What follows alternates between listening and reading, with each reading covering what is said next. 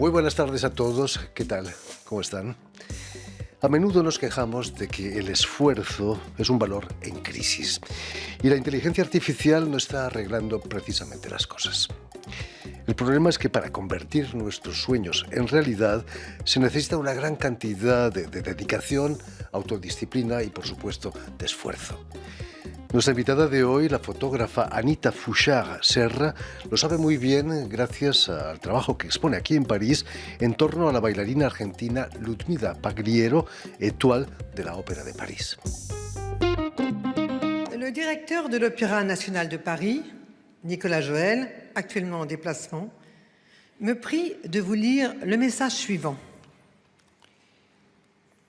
Compte tenu de son talent et de son courage artistique, et sur proposition de Brigitte Lefebvre, directrice de la danse, j'ai l'honneur de nommer danseuse étoile du ballet de l'Opéra national de Paris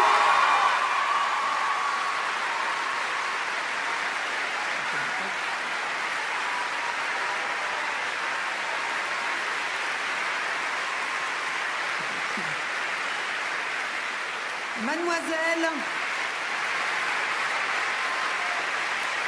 Ludmila Pagliero. Muy buenas tardes, Anita. Buenas tardes, Jordi. Bienvenida a Radio Francia Internacional. Gracias. Mucha emoción, ¿no? Ese 22 de marzo de 2012, ¿no? 2012, sí. Siempre yo no la conocía en ese momento, entonces no es algo que vi o que seguí en vivo, pero bueno, después sí, cuando empezamos a trabajar juntas y cada vez que lo veo igual, no sé, la emoción está intacta. Me parece un momento muy especial en sí y también en su recorrido, así que... Sí. Increíble, ¿no? Hablábamos de esfuerzo, pero ¿cuánto trabajo le habrá costado a Ludmila Pagliero llegar hasta allí, no? Sí, la verdad que la vida en general, me parece los bailarines, ¿no? Como que empiezan desde tan chiquitos. Hay pocas vocaciones capaz que requiere ese inicio tan temprano, y en el caso de Ludmila además, ¿no? Que no fue una línea recta desde la Escuela de la Ópera de París, sino que viniendo de otro país, otra escuela, como mandarse a probar suerte. Entonces, creo que hace también ese momento y su recorrido y ella como persona como muy, muy especial en ese sentido. Estuvo hace unos años con nosotros y nos contaba que empezó danza clásica, pero se aburrió tanto que lo dejó y bailó jazz. Empezó con el jazz, ¿no? Es importante también ser honesto consigo mismo, ¿no? Cuando algo no te gusta, dejarlo. Sí, también yo creo que capaz esto queda después, ¿no? Estas ganas de explorar. O sea, me parece que es algo común a todos los artistas o los que están en un proceso creativo, cual sea la herramienta, ¿no? El cuerpo, el pincel o lo que sea. Tipo, no estar o la cámara fotográfica. O la cámara fotográfica, tipo, no estar estancados en una rutina, que las rutinas ayudan, pero también hay que saber salir un poco de la zona de confort o dar giros en algunos momentos. Entonces, yo creo que eso es valioso, poder decir... Por acá no, ahora miro por allá. Hablando de giros, Anita, mañana jueves 17 de abril será la última representación de Ludmila en la Ópera de París. Y imagino que no debe ser fácil no colgar las zapatillas después de tanto sacrificio. No, yo creo que no. Pero bueno, creo que... hablando también con ella, ¿no? Que es un proceso. Entonces llega el día mañana, que parece que es como el D-Day, pero bueno, el proceso se inició, el proceso de despedida, el proceso de cambio, es algo que se inicia antes. Entonces, de hecho, esta mañana, hablando un poco, ¿no? Tipo, bueno, sí, ya está, o sea, mañana es el día oficial, pero el proceso ya está consumido, entre comillas. Entonces, en ese sentido, no pasaron, imagino, muchas cosas capaz en este último año, ¿no? Estos últimos meses, micro despedidas también.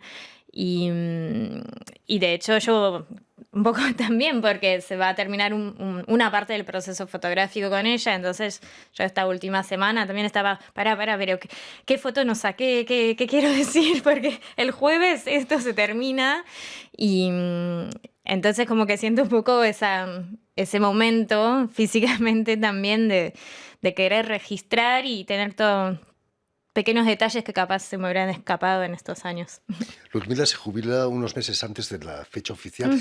Los bailarines se jubilan habitualmente a los 42 años en la Ópera de París. Sí. Son muy jóvenes todavía, ¿no? Sí, sí, y después depende un poco, imagino, de cada uno, ¿no? Del cuerpo de cada uno, digo, es una máquina que usan tanto que no somos todos iguales tampoco frente a eso, ¿no? Entonces, heridas, dolores, me parece que, claro, son muy jóvenes y pueden hacer muchas cosas y de hecho muchos siguen bailando o bailan de otra manera, con otros ritmos. Pero bueno, también es una manera en la ópera, entiendo yo, de dejar lugar a una nueva generación para que pueda ingresar a la compañía y... Hablabas de dolores, las lesiones son una de las razones porque ella se jubile, ¿no? Hablamos de esfuerzo, el sufrimiento es muy, muy elevado, ¿no? También. Sí, sí, o sea, yo creo que el bailarín convive con esto de manera permanente y a veces con posibilidad de seguir, a veces con necesidad de parar y de reconfigurar también cómo uno trabaja. Entonces, bueno, sí, dolores y más ya con todos estos años de carrera, siempre los hay. Yo creo que igual los van a seguir también, digo, porque son cuerpos empujados al extremo. El público no se da cuenta realmente de su sufrimiento, de ese esfuerzo, solo cuando se caen, ¿no? Porque hay accidentes también en la ópera. Sí, sí, o sea, en el escenario puede pasar, siempre uno puede fallar, un músico se le puede escapar una nota, entonces capaz ahí es el momento donde se rompe la burbuja generada por el espectáculo, pero...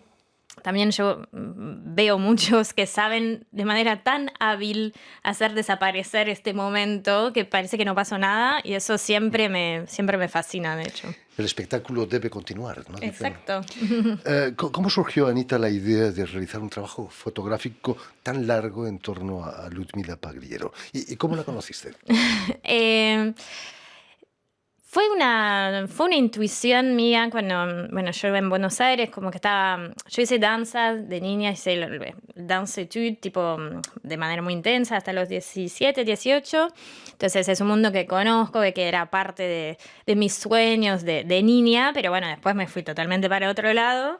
Entonces estaba muy desconectada de todo esto, hasta que en Argentina, en el diario La Nación, no sé, buscando algo encontré ese nombre, bailarina en la Ópera de París, y yo me quedé muy sorprendida porque tenía esa visión capaz de mi época de la ópera muy cerrada, que si no habías hecho la escuela de la ópera era imposible entrar. Entonces empecé a leer, a ver videos de ella.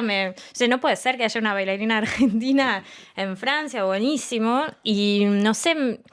Sentí algo como, sí, una intuición, me gustó como persona, como hablaba, obviamente como bailaba, pero sentía que había algo humano que me parecía muy interesante, además de su historia. Entonces, simplemente un año después de eso, le escribí un mensaje en Facebook, que en aquel momento todavía se usaba capaz un poco más.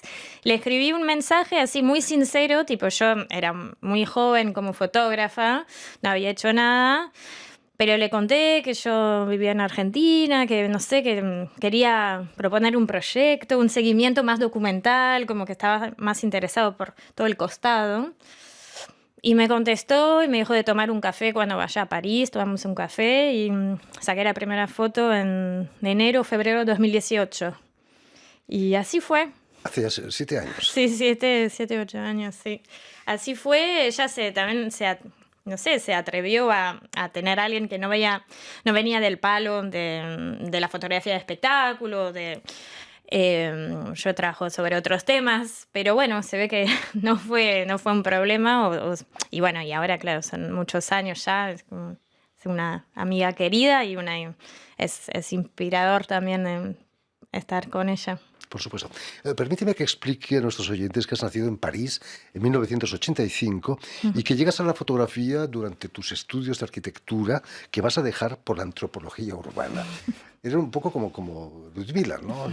Sí, yo la verdad que tengo como un recorrido un poco convencional. Digo, hoy soy fotoperiodista, trabajo para medios internacionales, pero bueno, con esa historia detrás y bueno, y el mundo de la danza antes, o sea, es como sí, un patchwork de muchas cosas. No, no es un lastre, es al revés.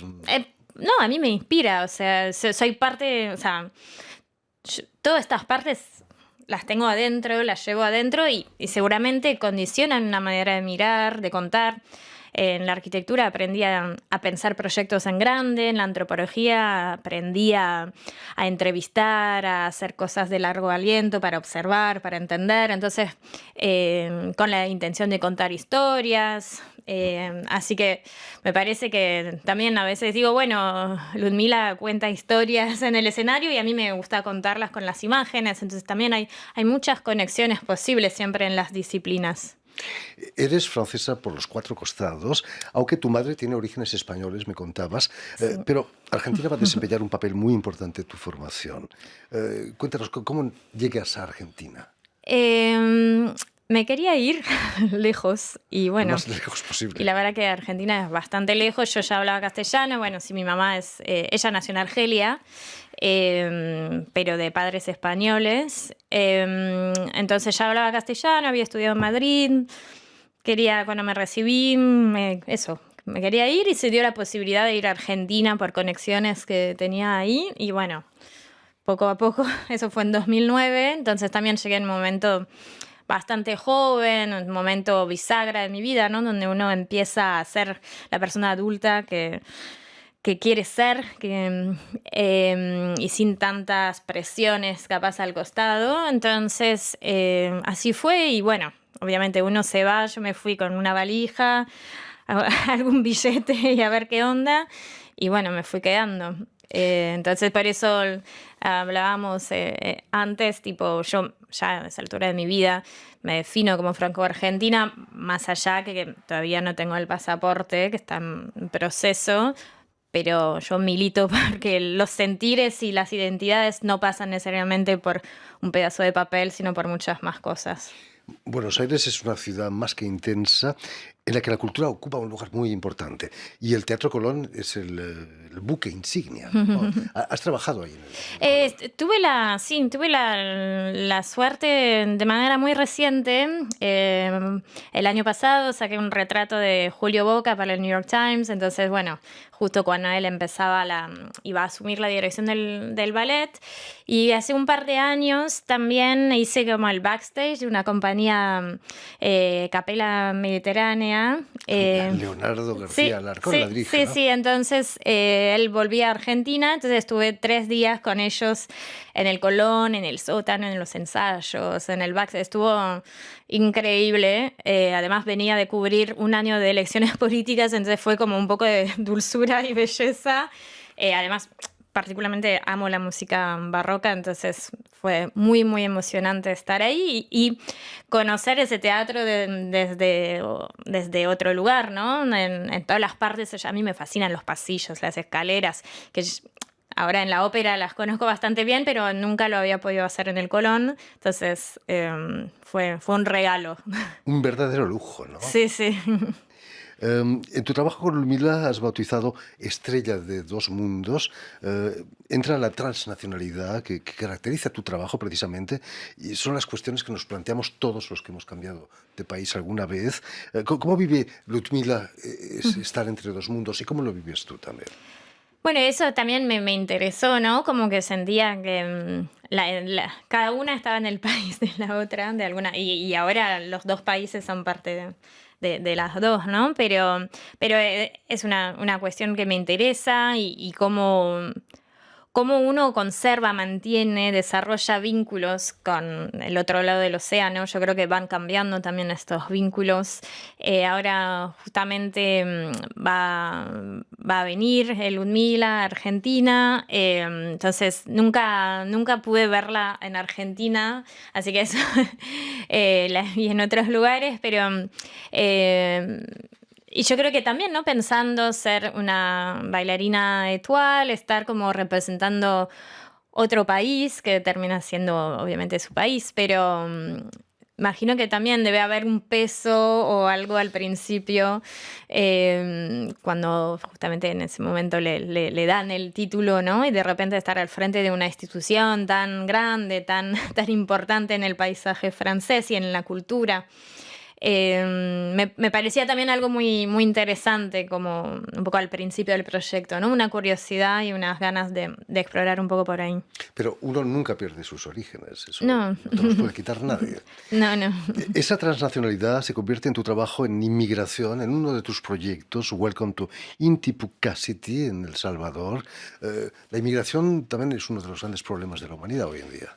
Sí, o problemas o lo vemos como problemas. Yo creo que en realidad la migración es parte de la historia humana, de la historia natural. O sea, los aves migran. Lo sabemos perfectamente Sí. tú y yo. Entonces, no es algo que vinculo como problema, sino un fenómeno, una realidad de los cuerpos y de las vidas que siempre nos acompañó, que nos va a seguir acompañando y que tenemos que también intentar ver de otra manera. Yo creo que hay muchos malentendidos, muchos prejuicios y también mucho olvido, porque muchos en nuestras familias tenemos migrantes. Entonces, como que siempre en mi trabajo intento buscar historias o acercamientos, y especialmente en el caso de El Salvador, hacia Estados Unidos, que bueno, que cobra más sentido todavía ahora, buscar las historias o las maneras de mirar que puedan despertar algo en la gente, ¿no? Como una semillita de, a ver, ¿qué está? Es cierto que tu familia emigró a Colombia. No, mi familia española emigró a Argelia. Argelia. Y de Argelia hubo la guerra, se volvieron a España y de ahí se fueron a Francia. Francia. ¿Con El Salvador tenías algún vínculo familiar? No, fue a partir de un proyecto con otras colegas de la región que ganamos una beca y que después el proyecto fue creciendo, trabajando con un mismo pueblo y todas las personas que inmigraban a Washington. Entonces, como 60 personas estuvimos entrevistando a lo largo de 5 años para ese proyecto que ahora está en su momento de cierre. Pero bueno, sí, historias muy a ras del suelo y también hablando no solo de las fronteras, sino de las consecuencias emocionales, psicológicas de ser parte de dos territorios. Vasto programa, ¿no? Sí. ¿Qué has pensado de la reelección de Bukele ahí en El Salvador? Estuve en El Salvador hace un año.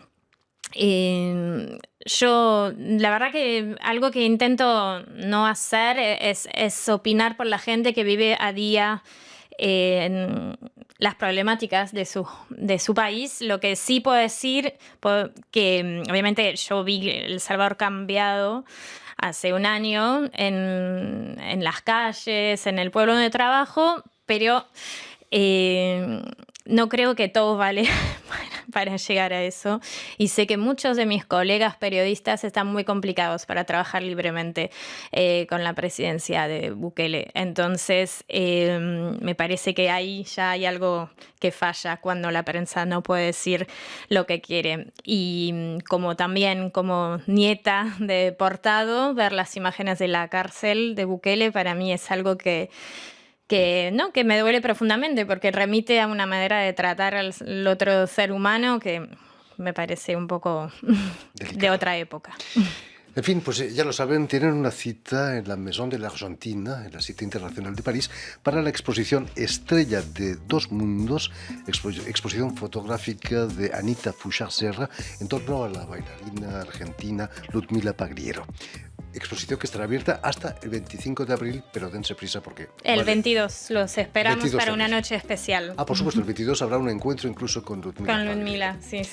Muchísimas gracias, Anita, por estar Gracias. con nosotros. Permíteme también que dé las gracias a Vanessa Loiseau, a Suel Kedir y a Robin Cousineau, quienes se han ocupado hoy de la realización del programa.